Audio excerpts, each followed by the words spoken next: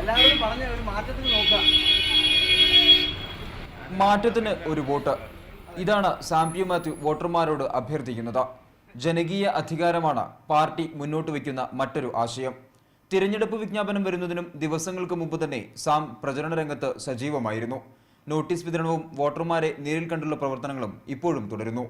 അപ്പം തീർച്ചയായിട്ടും ജനകീയ അധികാരത്തിന്, ഒരു ജനാധിപത്യ ബദലിന് ജനങ്ങളുടെ വോട്ടഭ്യർത്ഥിക്കാതെ ഞങ്ങൾ ഇന്ന് ചെയ്തുകൊണ്ടിരിക്കുന്നു. തീർച്ചയായിട്ടും ഈ ബദൽ എന്ന് പറയുന്നത് തീർച്ചയായിട്ടും ഈ ബദലിലൂടെ മാത്രമേ ഇന്ന് ഭരണവർഗ മുന്നണികൾക്കെതിരായിട്ട് രാജ്യത്തെ ജനങ്ങളുടെ ഉയർത്തെഴുന്നേൽപ്പിനെ സാധ്യമാക്കാൻ കഴിയും. UPA, LDF, BJP എന്നിവർക്ക് എതിരെയാണ് സാമിന്റെ പോരാട്ടം. അഴിമതിയും വിലക്കയറ്റവും കസ്തൂരിരംഗൻ കമ്മിറ്റി ശുപാർശകളും ആദിവാസി പ്രശ്നങ്ങളും പ്രധാന പ്രചരണ വിഷയമാകുന്നു. ജനകീയ അഭിലാഷം പ്രതിഫലിപ്പിക്കുന്ന ജനകീയ ബദലാണ് CPIML വോട്ടർമാർക്ക് നൽകുന്ന വാഗ്ദാനം.